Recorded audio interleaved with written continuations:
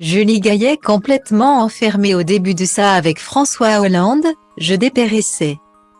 Personne ne s'en doutait à l'époque mais François Hollande, alors président de la République, et la comédienne Julie Gaillet entretenaient une liaison. Cette histoire d'amour, née à l'abri de tous les regards, a été révélée au grand jour en 2014 en une de magazines. À l'époque, closait en fait sa couverture aux grandes dames des principaux intéressés. Julie Gaillet a surtout invité sur le plateau de C'est à vous ce mercredi 1er mars, l'ex-femme de Santiago Amigorona est revenue sur cet épisode traumatisant de sa vie, semblable à la pression subie par les femmes victimes de violences. À l'affiche d'un film, comme une actrice, de Sébastien Bailly et auteur du livre Ensemble on est plus forte, publié aux éditions Stock le 8 mars prochain, Julie Gaillet avait de quoi évoquer la cause féministe en plus de son expérience personnelle. Dans l'ouvrage, l'actrice de 50 ans condense des portraits de femmes impliquées dans la lutte contre les violences faites aux femmes. Parmi elles, Gwen, rencontrée à l'époque de la révélation de sa relation avec François Hollande. C'est une histoire assez folle, d'ailleurs, parce que c'est au moment où il y a eu cette affaire closée. J'étais complètement enfermée, je ne pouvais pas sortir et mon entourage trouvait que je dépérissais, que je m'éteignais, a-t-elle fait savoir.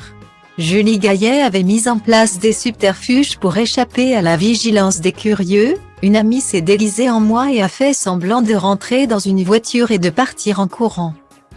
Et moi, j'allais très calmement, avec mon petit frère, dans une autre voiture. Dans cette espèce d'épopée absolument folle, le garçon qui conduit me dit « C'est bon. Vous pouvez sortir. » Il nous restait, je ne sais pas, 500 km à faire et là. Il ne me parle que de sa femme, Gwen, qui va chercher des femmes pour les sortir de compagnons violents. Une situation qui lui aura permis de faire la rencontre d'une personne incroyable comme elle l'a admis. Julie Gaillet et François Hollande ont résisté aux pressions et vécu leur histoire de la plus simple et discrète des manières. En juin dernier, les tourtereaux se sont même passé la bague au doigt dans la mairie de Tulle avec une poignée de proches triés sur le volet. Une aventure dans laquelle l'ancien président pensait sûrement ne jamais se lancer.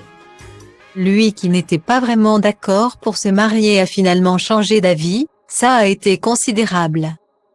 Il a eu des petits-enfants et Julie a beaucoup aidé aussi, elle a aidé ses enfants. Elle a contribué à équilibrer François, racontait un ami du politique. Quand on a une perle entre les mains, il ne faut pas laisser filer.